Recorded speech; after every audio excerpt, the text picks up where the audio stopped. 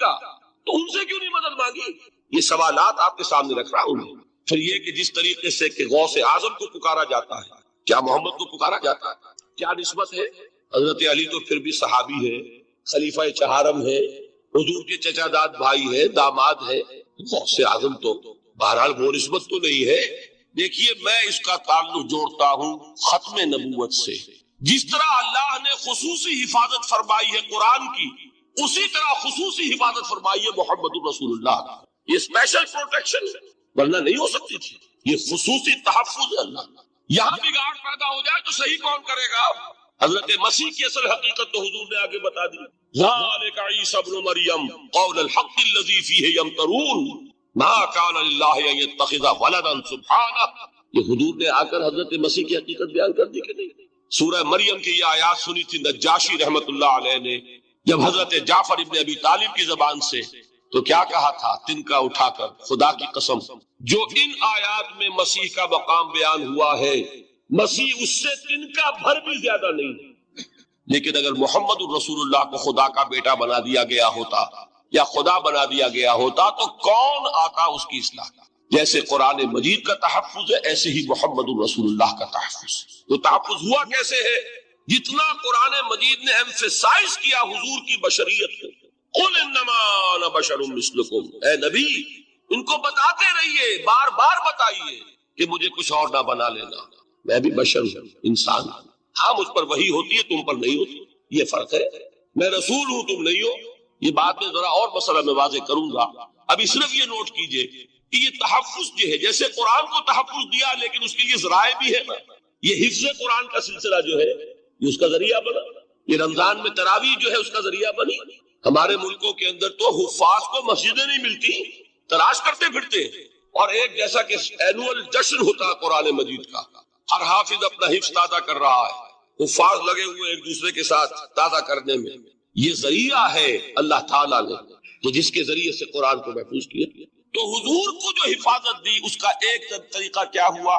قرآن مجید میں حضور کی بشریت کا نمایاں کرنا، اور دوسرا یہ کہ خود حضور نے ایسی باریک بینی سے روکا۔ یہ بھی آپ کو پسند نہیں تھا کہ میں آؤں تو تم کھڑے ہو جاؤ، سنا کہ نہیں سنا آپ نے؟ صحابہ کو آپ روکتے تھے۔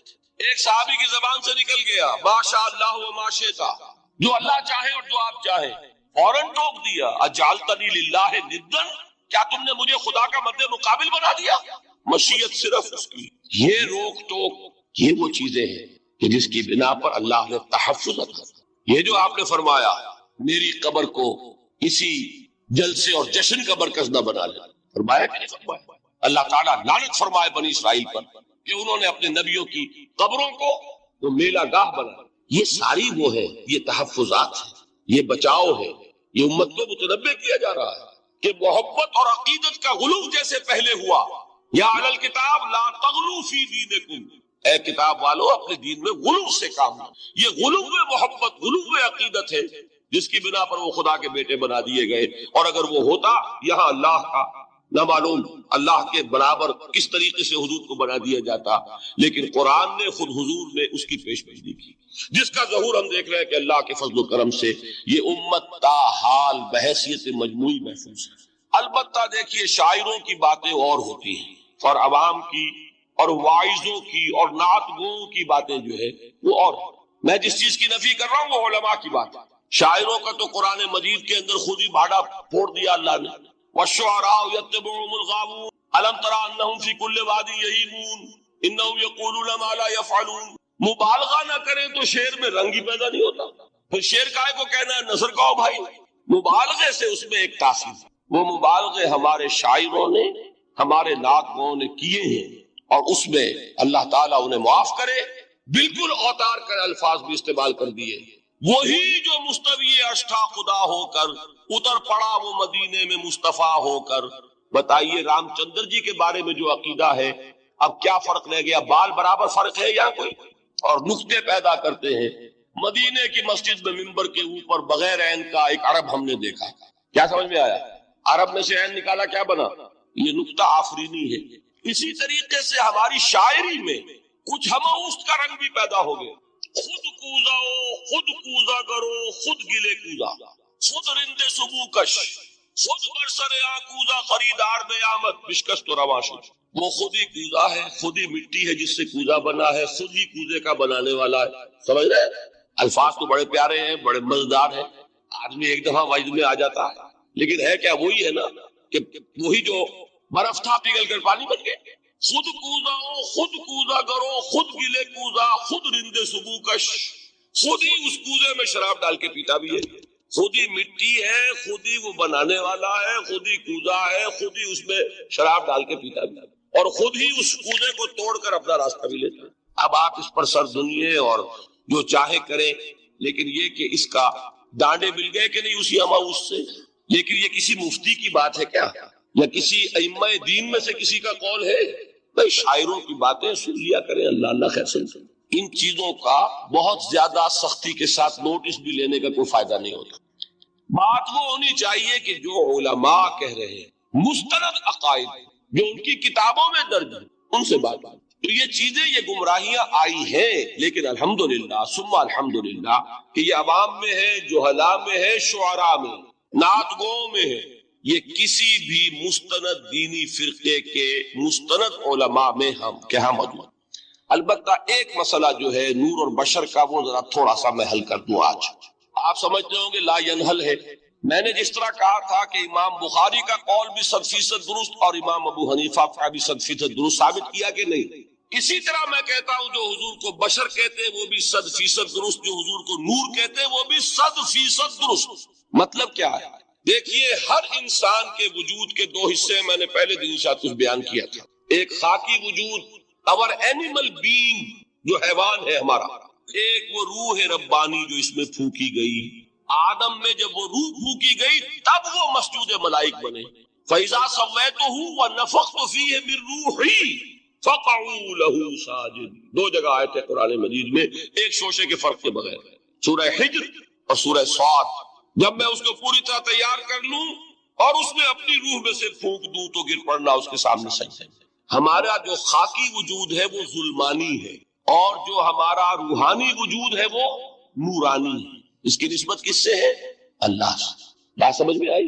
لیکن ہم نے اپنے اس نورانی وجود کو اپنے خاکی ظلمانی وجود میں دفن کیا ہوا، اور محمد الرسول اللہ صلی اللہ علیہ وسلم کا وہ نورانی وجود آپ کے اس خاکی وجود پر اس درجے غالب تھا کہ وہ خاکی وجود معدوم کے درجے میں ہے، لیکن وہ حضور صلی اللہ علیہ وسلم پر اثر انداز نہیں ہو سکتا. وہی خاکی وجود ہے جسے ہم نفس کہتے ہیں، نفس غلبہ کر سکتا ہے محمد صلی اللہ علیہ وسلم. حضور کی شخصیت کی نورانیت نے آپ کی شخصیت کے خاکی وجود کا احاطہ کیا ہوا، ہماری شخصیت کی ظلمانیت نے ہماری اس نورانیت کو گل کیا، دفن کیا ہوا، چھپایا ہوا. بس یہ فرق ہے. انہیں آپ کہہ لیں نور، صحیح ہے، ان کی نورانیت غالب. یہی بات ہے جو حضور نے اس طرح سمجھائی. دیکھو، ہر انسان کے ساتھ ایک شیطان ہوتا ہے. اب کسی صحابی نے بڑی جرت سے کام لیا، پوچھ لیا حضور کہ آپ کے ساتھ بھی ہے؟ ہر انسان کے ساتھ جو کہا نا، تو انسان تو ہے آپ، کیونکہ آپ کے ساتھ بھی ہے. آپ نے فرمایا ہے، لیکن میں نے اسے مسلمان کر رکھا. بات ختم ہو گئی. نفی نہیں ہے، وہ میرے تابع ہے، میرا مطیع ہے، مجھے غضب نہیں پہنچا سکتا. ہے تو صحیح، لیکن نہ ہونے کے درجے میں آ گیا کہ نہیں.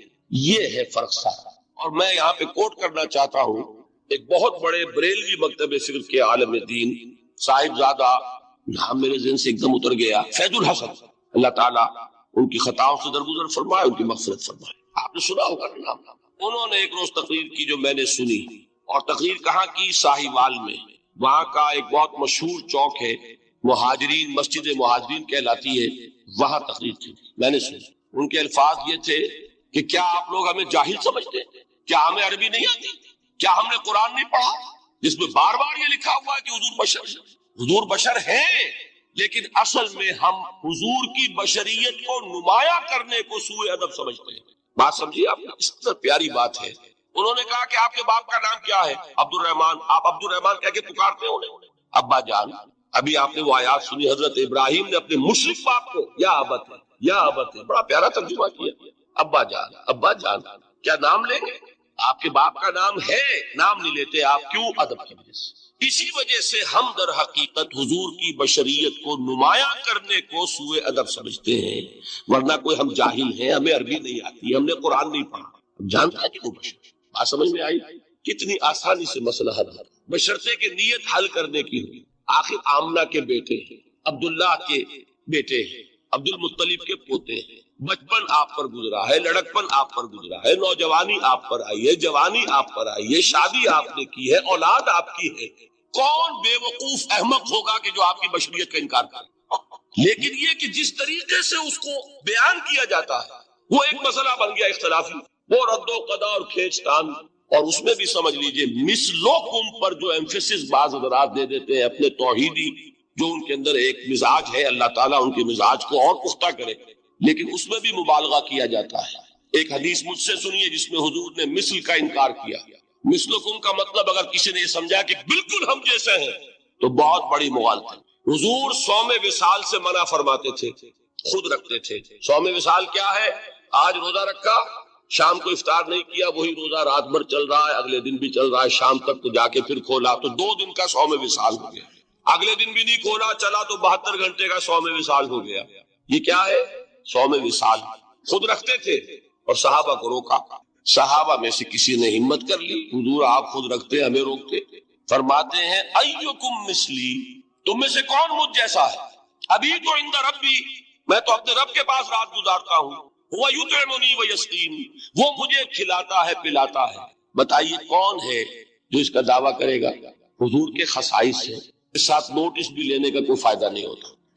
بات وہ ہونی چاہیے کہ جو علماء کہہ رہے ہیں، مستند عقائد جو ان کی کتابوں میں درج ہیں، ان سے بات آتی۔ تو یہ چیزیں، یہ گمراہیاں آئی ہیں، لیکن الحمدللہ ثم الحمدللہ کہ یہ عوام میں ہے، جہلاء میں ہے، شعراء میں، نعت گوؤں میں ہے، یہ کسی بھی مستند دینی فرقے کے مستند علماء میں ہم کہاں موجود۔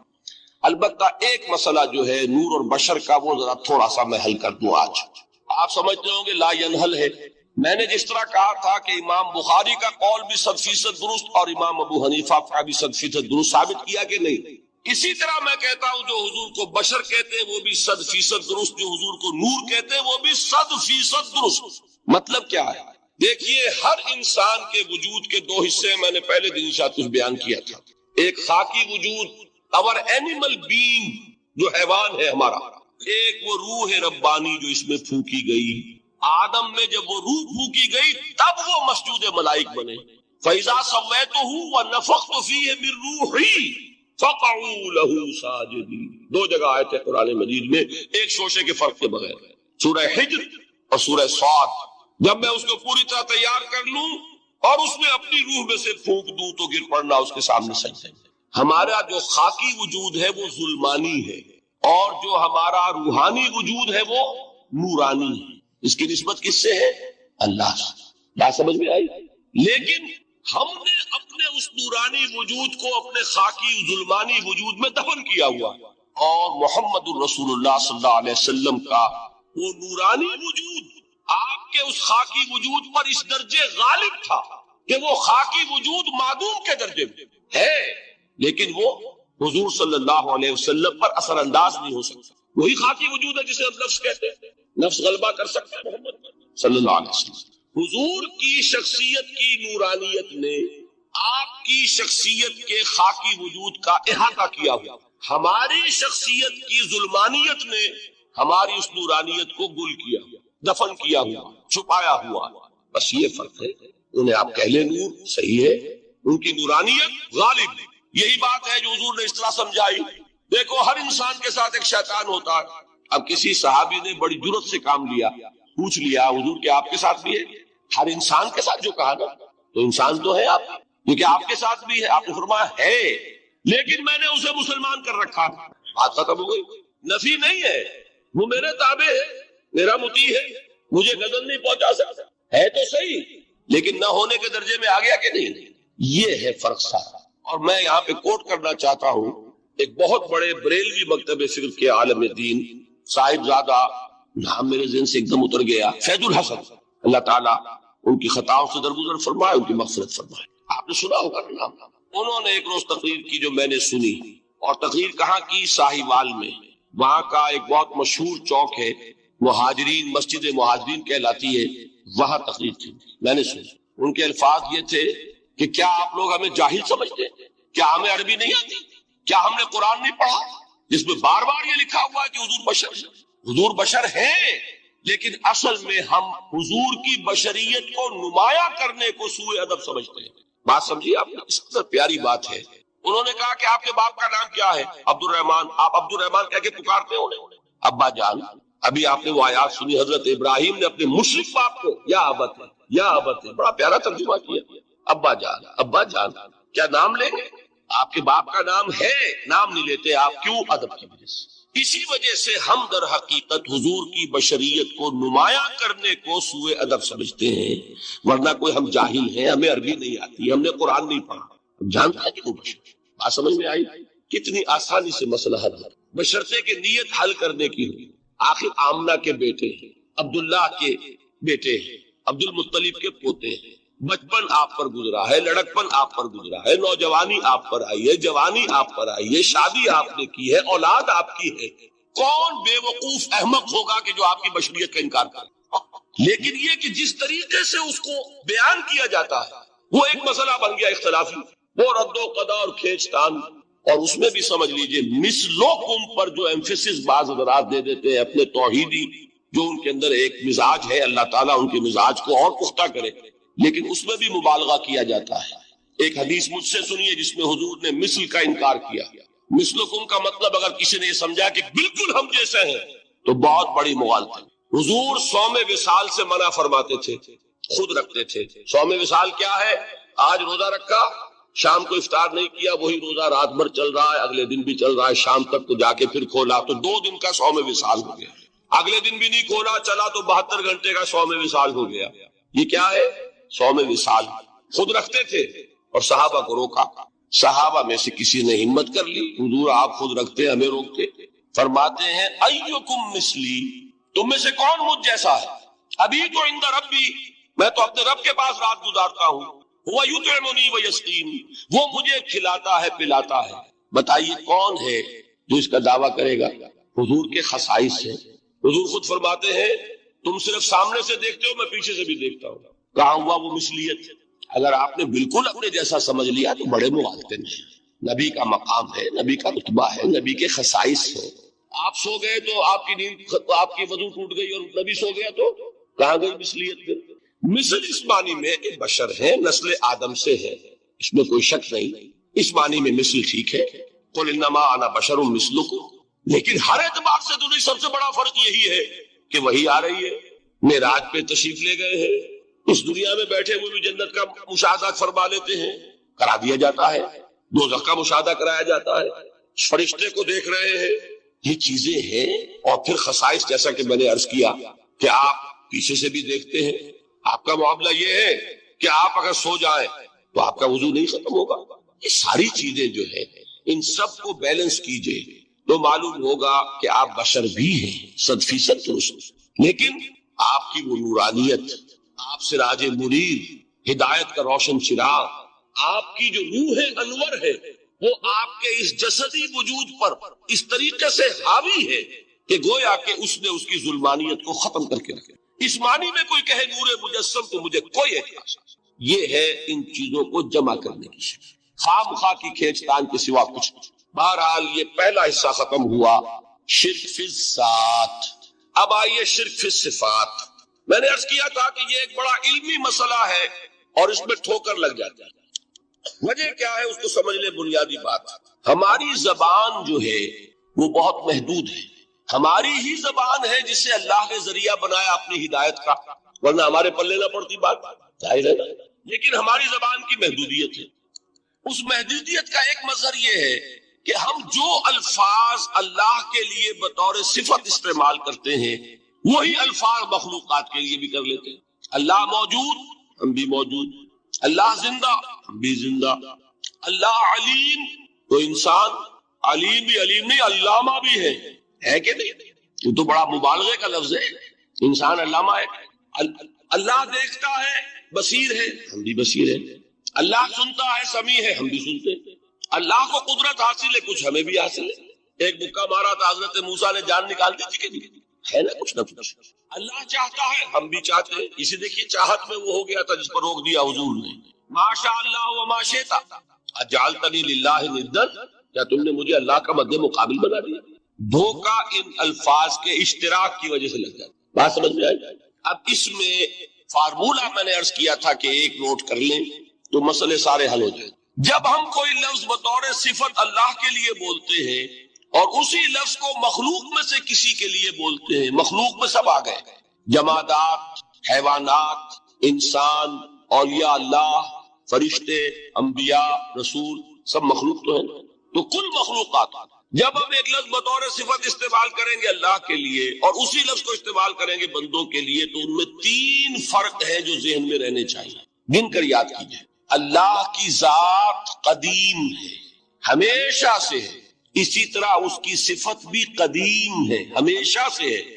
مخلوقات حادث ہیں، ان کی صفات بھی حادث ہے، حادث قدیم کے مقابلے میں کہ پہلے نہیں تھی پھر ہو گئی۔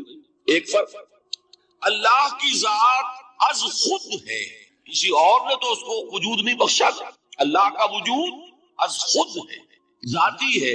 اسی طرح اس کی صفات ذاتی ہے، کسی اور کی عطا کردہ نہیں ہے۔ مخلوق کوئی ہو کسے باشا، ان کا وجود ذاتی نہیں عطائی ہے، اللہ نے دیا تو وجود ملا۔ اسی طرح ان کی صفات عطائی ہے، ذاتی نہیں۔ 2 فرق ہو گئے۔ اللہ کی ذات مطلق ہے، لا محدود، اسی طرح اس کی صفات مطلق ہے، لا محدود۔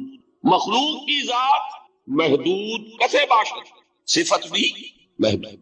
3 فرق، ذاتی عطائی، قدیم حادث، لا محدود محدود۔ 3 فرق ذہن میں رہیں تو جو صفت بھی آپ اب بولیں گے اس میں یہ تینوں باتیں ذہن میں، سمجھ میں آ گئی بات؟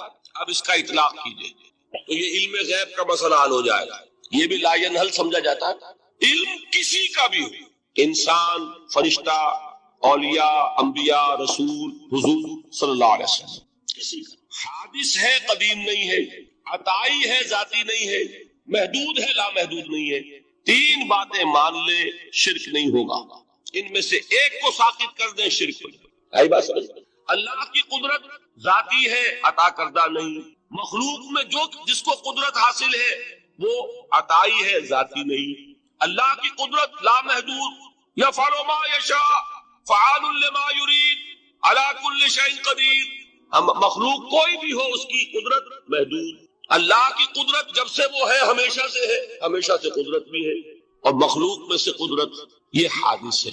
تینوں چیزیں سامنے رہے، شرک نہیں ہوگا۔ ایک چیز کی بھی کمی ہو گئی، شرک ہو جائے گا۔ یہ ساری صفات پر لے آئے۔ اللہ کی حیات ذاتی، ہماری عطائی، لائی حیات آئے، قضا لے چلی چلے، اپنے بس میں نہ آنا تھا نہ جانا ہے، زندگی اس کی عطا کردہ ہے، جب چاہے لے لے۔ اللہ کی حیات بھی ایسی ہے کیا؟ ذاتی۔ الحی، ہماری حیات محدود، ویسے بھی محدود، موت آئے گی شاید ختم ہو جائے، چلیے موت ختم نہیں کرتی، ہم سمجھتے ہیں کہ وہ ہماری ابدی ہے۔ محدود اس معنی میں تو ہے کھانے کو نہ ملے تو کمزوری، ذرا کام کیا تو تکان، نیند بھی آ رہی ہے، اونگ بھی آ رہی ہے۔ اور اس کی حیات الحی القیوم لا تاخذہ سنۃ ولا نوم، حیات ذاتی ہے، لا محدود ہے اور قدیم۔ یہاں حیات عطائی ہے اور حادث ہے اور محدود ہے، ساری صفات۔ اس کو ذہن میں رکھ لیجئے۔ تو اب 2 مسئلے میں یہاں حل کر دوں۔ جو لوگ کہتے ہیں حضور کو علم غیب نہیں تھا اور جو کہتے ہیں تھا، بدقسمتی سے دونوں نے ڈیفینیشن علیحدہ کر لی۔ جو ڈیفینیشن نفی کرنے والوں نے کی ہے اس کی وجہ سے، اس کے اعتبار سے واقعتاً نہیں تھا۔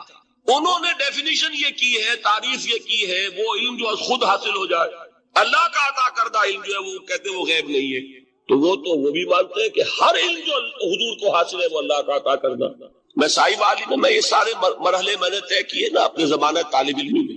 مولانا منظور احمد شاہ صاحب ہیں ساہیوال میں ایک، میں ان کے پاس حاضر ہوں۔ میں نے کہا جی یہ مسئلہ کیا ہے علم غیب کا، مجھے ذرا سمجھائے۔ انہوں نے ایک کتاب اپنی نکالی کہ دیکھیے صاحب، ہم حضور کے علم کے بارے میں یہ باتیں مانتے ہیں، حضور کا علم حادث ہے، قدیم نہیں ہے، حضور کا علم محدود ہے، لا محدود نہیں ہے، حضور کا علم عطا کردہ ہے، ذاتی نہیں ہے۔ میں نے کہا یہ 3 باتیں اگر آپ مان لیں تو میرا تو جھگڑا کوئی نہیں۔ ہوتا کیا ہے، جب آئیں گے वाज में, खिताबत में तो आलिम मा काना व मा यकून। अब अल्फाज वो इस्तेमाल कर जाएंगे, एक वाइज है, आम मुकर्रिर है, वाह वाह होती ही नहीं, नारे लगते ही नहीं, महफिल में गर्मी आती नहीं जब तक कि ऐसे मुबालगे न करें। लेकिन वो चीज लिखी हुई उनके यहाँ है कि हुजूर का इल्म हादिस है, कदीम नहीं है। हुजूर का इल्म महदूद है, ला महदूद नहीं है।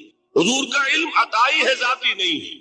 इन तीनों चीजों के बाद कोई बड़े से बड़ा वहाबी और बड़े से बड़ा अहले हदीस भी इनकार नहीं करता। बाकी ये बात जान लीजिए कि गैब और हुजूर या शहादा ये दर हकीकत आम इंसानों के एतबार से अल्फाज इस्तेमाल हुए। जब कुरान में कहा जाता है आलिमुल गैब व शहादा, अल्लाह गैब और जो जाहिर है या मौजूद है सबका जानने वाला है, तो मुझे बताइए अल्लाह के लिए कोई गैब है?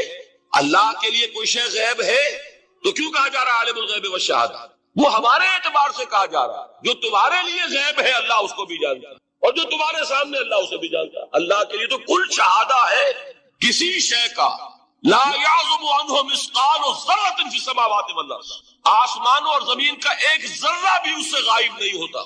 गैब का वजूद क्या अल्लाह का? तो ये अल्फाज मुस्तामल है रिलेटिव हमारे एतबार से, और हमारे एतबार से जो शय गैब है उसमें से एक हिस्सा अल्लाह देता है नबी को, तभी तो नबी बना। फरिश्ते को देखा, फरिश्ता हमारे लिए गैब है। जन्नत दिखाई कि नहीं दिखाई, हमारे लिए गैब है कि नहीं?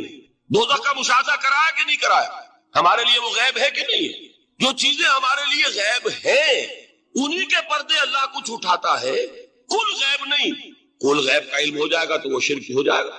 कुल का लफ्ज जहां आया शिर्क हुआ। जब आप कह रहे हैं महदूद है, ला महदूद नहीं है, तो कुल का लफ्ज इस्तेमाल नहीं कर सकते। लेकिन गैब में से कुछ इल्म दिया गया तभी तो नबी बना, वरना मेरे और नबी में फर्क क्या हुआ फिर?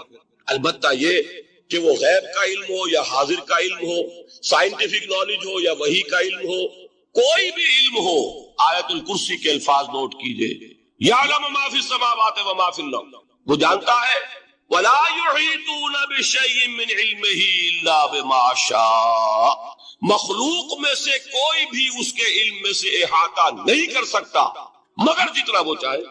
अब ये बात अलहदा है कि हम कौन है तय करने वाले कि नापे बैठ करके अल्लाह ने इब्राहिम को कितना इल्म दिया हम नाप सकते हैं, ईसा को कितना दिया हम जान सकते हैं? तो इब्राहिम का, मूसा का, ईसा का नहीं नाप सकते तो मोहम्मद रसूलुल्लाह का कहां नापेंगे? ये पागलपन है, ये है जो गलती होती है। हम कौन है तय करने वाले? अल्लाह ने अपने नबी को दिया जो दिया, बात करते कुल नहीं कहेंगे, कुल कहा शिर्क हो जाएगा, जाती कहा शिर्क हो जाएगा। अताई है, जो दिया अल्लाह ने दिया, और कुल नहीं दिया, जितना चाहा दिया, है हादिस कदीम नहीं। तीनों चीजों मान लीजिए तो शिर्क का कोई शायबा नहीं। बाकी जहां एक तरफ कुरान में वो आयात हैं कि अल्लाह के गैब को कोई नहीं जानता, ठीक, वहां ये भी है कि ला युज़हिरु गैबहु ला युज़हिरु अला गैबिही इल्ला मन इर्तदा बिर रसूलिन, वो अपने गैब पर काबू नहीं देता मगर अपने रसूल में से जिसको चाहे। दोनों आयतें कुरान की है कि नहीं? इसीलिए दर हकीकत जो गैब की नफी करते हैं हुजूर से, वो कहते हैं कि अज खुद मालूम होने वाली शय गैब है। हम कहते हैं अज खुद तो कोई भी शय किसी को मालूम नहीं, हमें हाजिर का इल्म भी अल्लाह ही देता है तो होता है, गैब का तो बहुत दूर की बात है। ये मसले बड़े सीधे हैं, खाम खा हमने पेचीदा बनाया हुआ है। खुदा के लिए इन मसलों को सुलझाइए। हुजूर के बाद मैं आपको बता चुका हूँ, खिलाफत रास्ता खत्म होने के बाद से सवाल सवाल सवाल सवाल सवाल सवाल सवाल सवाल सवाल, थोड़ा सा 2.5 साल का 2 साल का वक्फा आया है हजरत उमर बिन अब्दुल अजीज, वरना सवाल सवाल सवाल सवाल सवाल। अगरचे उस सवाल को 1000 साल लगे हैं। ये इमारत जो मोहम्मद ने बनाई थी एक दिन में नहीं गिर गई सल्लल्लाहु अलैहि वसल्लम। खंडर बता रहे हैं इमारत अजीम थी, 1000 साल के बाद यूरोप के सैलाब ने आकर उसको गिराया है और खत्म किया है, वरना 1000 साल तक सतवत और शौकत के साथ उम्मत मुस्लिमा तो मौजूद रही है, चाहे इस्लाम जो है वो हुकूमत की सतह पर मौजूद नहीं था। बहरहाल अब जो इसका दौर आया है दोबारा खिलाफत अला मिन्हाज नबुव्वह का दौर, उसका नक्शा सूरह इंशिकाक में खींचा गया है। फला उक़सिमु बिश्शफ़क़, अब देखिए सूरज गुरूब हो गया। हुजूर की बेइज्जत के वक्त तो सूरज रिसालत शुरू हुआ था, अब वो सूरज गुरूब हो चुका है। सूरज के गुरूब होने के बाद सिर्फ रोशनी रह जाती है शफ़क़ की, सुर्ख सी, बस वही बाकी रह गई। बाकी क्या रह गया? बदा अल इस्लाम गरीबन व यसऊद कमा बदा फतूबा लिल गुरबा फला उक़सिमु बिश्शफ़क़ वल लैल व मा वसक़, रात की सी तारीकी है और जो कुछ उसने अपने अंदर जमा कर लिया है, والقمر اذا اتسق، اور قسم ہے چاند کی جب کہ وہ بھر جائے. پورا بھرتا ہے کتنے دنوں میں؟ 14. اور 14 صدیوں کے بعد اب پہلی صدی کا جس نے کہ تجدید کامل کی عمر بن عبدالعزیز، 14 صدیوں کے بعد اب 15ویں صدی میں الامام المہدی کے ظہور کا وقت قریب. اب جو کچھ مجھے حضرت امام المہدی کے بارے میں کہنا ہے، دوبارہ اپنی بات دہرا رہا ہوں، یہ میرا ذاتی گمان ہے، اختلاف کیا جا سکتا ہے. میرا گمان یہ کہ یہ اب جو مجدد آئیں گے وہ حضرت مہدی ہوں گے. پہلی بات تو یہ جان لیجئے کہ مہدی دو ہیں، ایک شیعوں کے مہدی، ایک سنیوں کے مہدی. ان میں بڑا فرق ہے. شیعہ حضرات مہدی کو مانتے ہیں، وہ ان کے 12ویں امام ہیں. ان کے عقیدے کے مطابق انہیں پیدا ہونے کے فوراً بعد اس اندیشے سے کہ انہیں قتل کر دیا جائے گا ایک غار میں چھپا دیا گیا. تقریباً 1200 برس سے اس غار کے اندر ہیں. وہ روپوش ہیں، چھپے ہوئے ہیں، اسی لیے انہیں امام غائب کہا جاتا ہے. اور اب ان کا انتظار ہو رہا ہے، اس لیے انہیں امام منتظر بھی کہا جاتا ہے. اس لیے شیعوں کے دارالعلوم جو ہوتے ہیں، دارالعلوم المنتظر، وہ اس لیے کہ ان کا انتظار کیا جا رہا ہے. تو یہ ہے اب وہ ان کا خیال ہے کہ آخری دور میں، آخری زمانے میں وہ ظاہر ہو جائے، غار سے نکل آئے. دیکھیے میں اس عقیدے کو اس بنا پر رد نہیں کرتا کہ یہ ناممکن ہے کہ کیسے کوئی شخص جو ہے 1200 برس تک کسی غار کے اندر زندہ رہ سکے. نہیں، میں سمجھتا ہوں ممکن ہے. 300 برس تک اصحاب کہف رہے کہ نہیں رہے؟ سوئے رہے. 300 ایئر. حضرت عیسیٰ اسی حیات عرضی کے ساتھ 2000 سال سے موجود ہیں آسمان پہ کہ نہیں؟ آپ کو معلوم ہے حضرت عزیر 100 برس تک مرنے کے بعد دوبارہ زندہ کر دیے گئے. فاماتہ اللہ مئۃ عام ثم بعثہ. تو ناممکنات میں سے کوئی سوال پیدا نہیں ہو. لیکن یہ کہ آیا کوئی امامت معصومہ کا تصور قرآن اور حدیث سے ہمیں ملتا ہے؟ پھر یہ کیا یہ موروثی امامت کہ حضرت علی کی نسل جو حضرت فاطمہ سے چلی ہے اسی میں یہ امامت ہوگی؟ اس کے لیے ہمارے پاس کوئی دلیل نہیں ہے، ہم اس کو تسلیم نہیں کرتے. ہم تو سمجھتے ہیں کہ معصومیت ختم ہو گئی محمد رسول اللہ صلی اللہ علیہ وسلم پر. خاتم المعصومین ہے محمد رسول اللہ. اب ان کے بعد تو اجتہاد ہے اور خلافت ہے. عام معاملات میں اجتہاد ہوگا، نظام خلافت کا ہوگا. تو ہمارے نزدیک جو میں جس مہدی کا نام لے رہا ہوں وہ مہدی ہے جو ایک مجدد ہوں گے، جیسے کہ مجددین کے نام میں نے آپ کو گنوائے ہیں. مجدد الفسانی ہو، شاہ ولی اللہ ہو، سید احمد بریلوی ہو، شیخ الہند ہو. ایک ہوں گے انسان جو پیدا ہوں گے انسانوں کی طرح عام طور پر اپنی عمر کو پختگی کو پہنچیں گے، پھر وہ سامنے آئیں گے منظر پر، پھر وہ کام کریں گے، قیادت کریں گے. عرب میں ان کا ضرور. دوسری بات یہ نوٹ کر لیجئے حضرت مہدی کے بارے میں، ہمارے ہاں احادیث کے جو مجموعے ہیں، وہ جو ٹاپ کے 2 مجموعے ہیں، ان میں کہیں حضرت مہدی کا ذکر نہیں، نہ صحیح بخاری میں نہ صحیح مسلم. لیکن ہم اسے نظر انداز نہیں کر سکتے کہ صحائح ستہ کی بقیہ 4 کتابوں کے اندر موجود ہے، لہذا نظر انداز نہیں کر سکتے، اگنور کرنا ممکن نہیں ہے. اب اس میں میں چاہتا ہوں کہ کچھ حدیثیں آپ کو میں سناؤں جن میں حضرت مہدی کا تذکرہ کیا گیا ہے. پہلی ہے وعن عبداللہ ابن مسعود قال قال رسول اللہ صلی اللہ علیہ وسلم. حضرت عبداللہ ابن مسعود سے روایت ہے، وہ فرماتے کہ حضور نے ارشاد فرمایا لا تذهب الدنيا حتى يملك العرب رجل من اہل بیت. یہ دنیا ختم نہیں ہوگی جب تک کہ عرب پر میرے اہل بیت میں سے ایک شخص کی حکومت قائم نہ ہو. اور آپ کو معلوم ہے کہ آج تک عرب پر حضور کے اہل بیت کی کوئی حکومت قائم نہیں. اور جب قائم ہوئی بھی تھی حضرت علی کو اگر شمار کیا جائے، اس لیے کہ حضور نے وہ جو مشہور واقعہ ہے کہ ایک چادر میں لے لیا تھا حضرت علی کو اور حضرت فاطمہ اور حضرت حسنین کو، اللہم ہؤلاء اہل بیتی، اے اللہ یہ بھی میرے اہل بیت تھے. تو حضرت علی کی بھی حکومت منعقد نہیں ہوئی، پورے عالم اسلام پر ان کی حکومت نہیں، اس لیے کہ شام اور مصر دونوں صوبے جو ہیں انہوں نے ان کی اطاعت قبول نہیں. اس حوالے سے یہ معاملہ ابھی ہونا ہے. لا تذهب الدنيا حتى يملك العرب رجل من اہل بیتی یواطئ اسمہ اسمی. اس کا نام وہی ہوگا جو میرا نام ہے، یعنی محمد صلی اللہ علیہ وسلم. اور ان کا نام بھی، مہدی کا نام بھی محمد ہو. مہدی تو ان کا لقب ہے. یہ ترمذی میں بھی ہے، ابو داؤد، سنن ابی داؤد جامع ہے. بلکہ ابو داؤد میں ایک اور روایت ہے، قال حضور نے فرمایا لو لم يبقى من الدنيا الا يوم. اگر دنیا کی زندگی میں سے کچھ بھی نہ بچے سوائے ایک دن کے، لطول اللہ تعالی ذلك اليوم، تو اللہ تعالیٰ اس دن کو لمبا کر دے گا، حتی یبعث فیہ رجلا منی، یہاں تک کہ میرے خاندان میں سے ایک شخص کو اٹھائے گا، ومن اہل بیتی، میرے اہل بیت میں سے، یواطئ اسمہ اسمی و اسم ابی ہے اسم ابی، جس کا نام میرے نام پر ہوگا، جس کی والد کا نام میرے والد کے نام پر ہوگا، محمد ابن عبداللہ ان کا نام ہوگا. اور وہ یملأ الارض قسطا وعدلا کما ملئت ظلما وجورا، وہ سرزمین عرب کو عدل اور انصاف سے اسی طرح بھر دیں گے جیسے کہ وہ ظلم اور زیادتی سے بھر پڑے. دوسری روایت ہے حضرت ابو سعید خدری رضی اللہ تعالیٰ عنہ سے، حضور نے فرمایا المہدی منی اجل الجبہۃ اقنى الانف يملأ الارض قسطا وعدلا كما ملئ ظلما وجورا يملك 7 سنين رواہ داؤد. کہ مہدی مجھ میں سے ہوں گے بڑی روشن پیشانی والے اور بڑی کھڑی ناک والے، وہ زمین کو بھر دیں گے انصاف سے اور عدل سے جیسے کہ وہ ظلم سے بھری ہوئی ہوگی، اور وہ 7 برس تک عرب میں خالص خلافت علی منہاج النبوہ کا نظام حضرت مہدی کے ہاتھوں قائم ہوگا اور 7 برس تک قائم رہے گا عرب کے اندر. اس کا اگلا مرحلہ میں بعد میں بیان کروں. تیسری روایت، اور اس کو میں اس لیے خاص طور پر سنا رہا ہوں کہ اس میں وہی الفاظ آئے ہیں جو میں نے ابتدا میں حدیث آپ کو سنائی تھی، اس کے الفاظ ہیں. عن ابی سعید قال ذکر رسول اللہ صلی اللہ علیہ وسلم بلاء یصیب هذه الامه حتى لا يجد الرجل ملجا يلجا الیہ من الذل. حضور نے ذکر فرمایا کہ ایک دور ایسا آئے گا انتہائی ابتلا اور آزمائش اور مصائب کا کہ کسی شخص کو کوئی سر چھپانے کی جگہ نہیں ملے گی اس ظلم سے اپنے آپ کو بچانے کے لیے. فَيَبْعَثُ اللَّهُ رَجُلًا مِنْ عِتْرَتِي وَأَهْلِ بَيْتِي، تو پھر اللہ میرے خاندان میں سے، میرے اہل بیت میں سے اٹھائے گا ایک شخص کو. فَيَمْلَأُ بِهِ الْأَرْضَ قِسْطًا وَعَدْلًا، اور اس کے ذریعے سے اللہ تعالیٰ زمین کو عدل و قسط سے بھر دے گا. یرضى عنہ ساکن السماء، یہ وہی الفاظ آ گئے، اس سے پھر راضی ہو جائیں گے آسمانوں میں رہنے والے بھی، وساکن الارض، اور زمین میں رہنے والے. لا تدع السماء من قطرها شيئا الا صبت، آسمان اپنا ایک قطرہ بھی نہیں روکے گا مگر یہ کہ اس کو زمین کے اوپر نثار کر دے گا، بارش کی شکل میں گرا دے گا. ولا تدع الارض من نباتها شيئا الا اخرجت، اور زمین اپنی پیداوار میں سے کوئی شے نہیں چھپائے گی، نہیں روکے گی مگر پھر چھپائے گی. یا یہ کہ دنیا میں اقتدار کہ کسی مسند پر انسان بیٹھا ہے، یا یہ کہ کوئی اس کے ہاتھ میں اختیار نہیں. یہ تمام جو حالات انسان پر طاری ہوتے ہیں، ان کے جواب میں جو طرز عمل فکری اعتبار سے اور عملاً انسان اختیار کرتا ہے، اس کے 4 درجے. پہلا درجہ ہے انتہائی گمراہی، ضل ضلالا بعیدا. وہ کیا ہے؟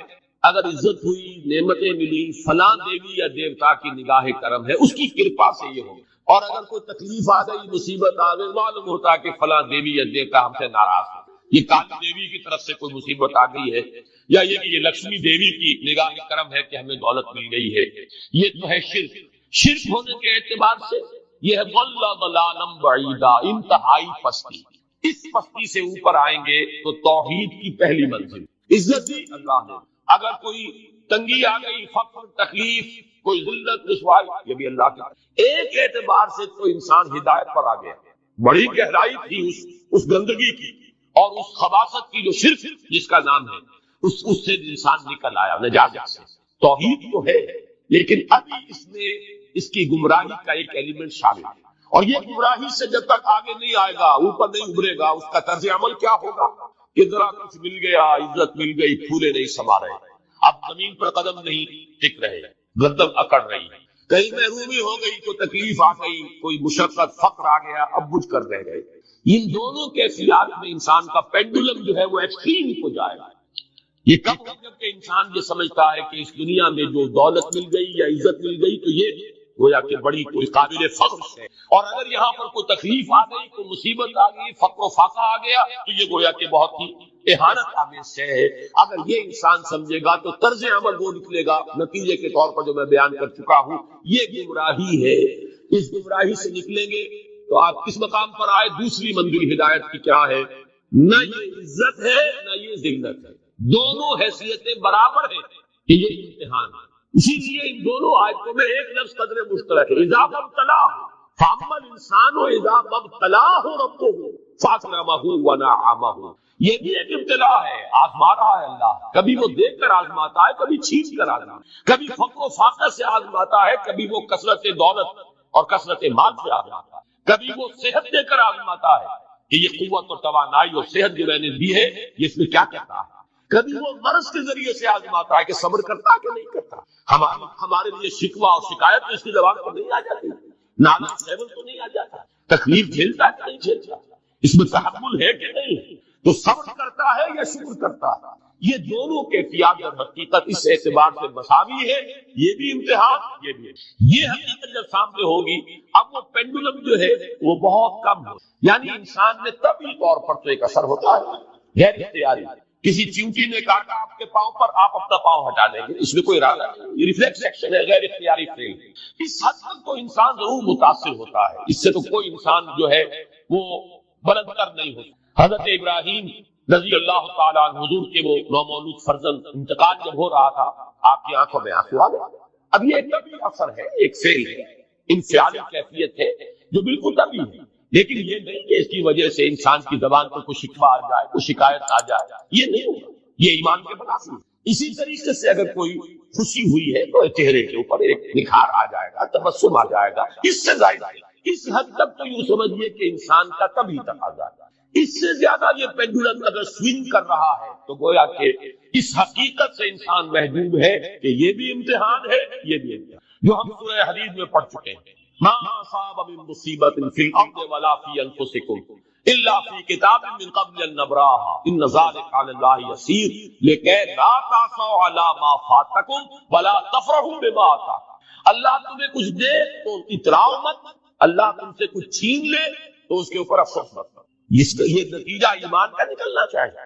اگر تمہیں ایمان ہے اللہ پر، اگر تمہیں یقین ہے کہ جو کچھ ہوا ہے اللہ کے اذن کے بغیر نہیں ہوا، اگر تمہیں یقین ہے کہ اللہ نے جو میرے لیے طے کیا ہے اس میں میرے لیے خیر ہی ہے، چاہے فی الحال فی الوقت فوری طور پر مجھے ناگوار محسوس ہو رہی ہے بات، لیکن یقیناً میرے لیے اس میں خیر ہے میرے رب کی طرف سے، کہ ہر کے ساتھ یہ معریف عین الطاف است۔ ہم تو شارٹ سائٹڈ ہیں، ہم دیکھ نہیں سکتے کسی شے کو، ہم اس کے ظاہر کو دیکھ کر گھبرا اٹھتے ہیں کہ یہ تو تکلیف آ گئی، کیا پتا اسی کے پردے میں اللہ کی رحمت آ رہی ہے۔ میں نے وہ رئیس امروی کے اشعار آپ کو کئی دفعہ سنائے ہیں۔ وہ وقت آیا کہ ہم کو قدرت ہماری سعی و عمل کا پھل دے، بتا رہی ہے یہ ظلمت شب کہ صبح نزدیک آ رہی، ابھی ہے کچھ امتحان باقی، فلاکتوں کے نشان باقی، قدم نہ پیچھے ہٹے کہ قسمت ابھی ہمیں آزما رہی۔ رئیس اہل نظر سے کہہ دو کہ آزمائش سے جی نہ ہارے، جسے سمجھتے ہو آزمائش وہی تو بگڑی بنا رہی، اسی آزمائش سے تو بگڑی بنے گی، اسی سے تو تمہارا خیر جو ہے اجاگر ہوگا، سامنے آئے گا، پتہ چلے گا what is what۔ ابو بکر میں کتنا یقین اور ایمان تھا، یہ کیسے معلوم ہوگا؟ کیسے معلوم ہوگا کہ بلال میں کتنا سہار، کتنا تحمل تھا، کتنا صبر تھا، اگر وہ مصیبت ان پر نہ آتی کہ جو امیہ ابن خلف کے ہاتھ میں ان پر قیامت اٹھ رہی تھی۔ تو یہ ساتھ جو ہے ما اصاب من مصیبت فی الارض ولا فی انفسکم الا فی کتاب من قبل ان نبرأ ان ذلک علی اللہ یسیر لکہ لا تأسوا علی ما فاتکم ولا تفرحوا بما آتاکم واللہ لا یحب کل مختال فخور۔ اگر اس حقیقت سے محجوب ہو جاؤ گے تو پھر اختیار اور فخر اور گھمنڈ پیدا ہو جائے گا تمہارے اندر، یا دوسری طرف مایوسی، کمر ہمت ٹوٹ کر رہ جائے گا، خودکشی کرنے کو انسان آمادہ ہو جاتا ہے، ذرا کوئی ناکامی دنیا میں آ گئی، کوئی تکلیف آ گئی۔ یہ ہے در حقیقت تیسری منزل، ہدایت کی دوسری سیڑھی۔ پہلا کیا تھا؟ لحاظ ضل ضلالا بعیدا، کوئی خیر مل گیا تو کسی دیوی کی نگاہ کرم، کوئی تکلیف آ گئی تو کسی دیوتا کی ناراضی، یہ تو ہے ضل ضلالا بعیدا۔ اس سے اوپر آئے، یہ پہلی سیڑھی ہدایت کی، عزت ہے تو اللہ کی طرف سے، اور اگر کوئی ذلت ہے، تنگی ہے تو اللہ کی طرف، یہ ہدایت کا آغاز ہو گیا، یہ توحید کی بنیاد ہے۔ اس سے اگلی منزل، یہاں کی ذلت نہیں، یہاں کی عزت نہیں۔ ذالک یوم التغابن، ہار و جیت کے فیصلے کا دن تو قیامت کا دن ہے، وہاں معلوم ہوگا جس کو اس روز عزت ملی وہ عزت والا ہے، جو اس روز ذلیل ہو گیا وہ ذلت والا ہے۔ یہ تو امتحان ہے، دارالامتحان ہے، خلق الموت والحیات لیبلوکم ایکم احسن عملا، یہ دارالامتحان ہے، امتحان ہونے کے ناطے دونوں برابر ہیں۔ اس سے اوپر ہے ایک چوتھی منزل، ہدایت کی تیسری منزل، وہ کیا ہے؟ عام طور پر انسان یہ سمجھتا ہے کہ یہ جو آزمائش ہے تنگی کی اور فقر و فاقہ کی، یہ سختر آزمائش ہے، اور نعمتوں کی بارش ہو تو یہ آسان آزمائش۔ یہ بھی ابھی گمراہی کا ایک فرق جو ہے اس کی باقی ہے۔ ابھی ہدایت کا جو کامل جو ہوگا انکشاف وہ کب ہوگا؟ جب انسان اس حقیقت کو جان لے کہ جہاں وسعت ہو، دس از دی وے آف ہوپ۔ یہ امت قرآن سے اپنا تعلق توڑ بیٹھا ہے۔ اور نمبر 2 ہے وہی سرمایہ داری بندہ مومن کا دین، یہ بھی سرمایہ پرست بن چکا ہے، دولت کا پجاری بن چکا ہے۔ یہ میرے لیے وے آف ہوپ، مادہ پرستی، دولت پرستی، سرمایہ پرستی، زر اندوزی، وَإِنَّهُ لِحُبِّ الْخَيْرِ لَشَدِيدٌ، ان دو لعنتوں کو مبتلا ہے۔ جانتا ہوں یہ امت حامل ہے وہی سرمایہ داری بندہ مومن۔ اور تیسری سب سے تلخ حقیقت، اس کی جو علمی اور روحانی جو رہنمائی کرنے والے لوگ وہ اندر سے خالی ہیں، کھوکھو۔ جانتا ہوں میں کہ مشرق کی اندھیری رات میں بے ید بیضا ہے پیران حرم کی آستین، علماء ہیں اور صوفیاء ہیں اور پیشوا ہیں، مسند نشین ہیں اور سب کچھ ہے، لیکن کسی کے آستین میں موسیٰ والا ید بیضا نہیں، خالی اندر سے۔ اس کا نقشہ ایک حدیث میں آیا ہے جو لرزا دینے والی ہے۔ آج کا نقشہ ہے، حضور نے فرمایا یوشک ویاتی علی الناس زمان، مجھے اندیشہ ہے لوگوں پر ایک زمانہ ایسا آ جائے گا، ذرا گنتی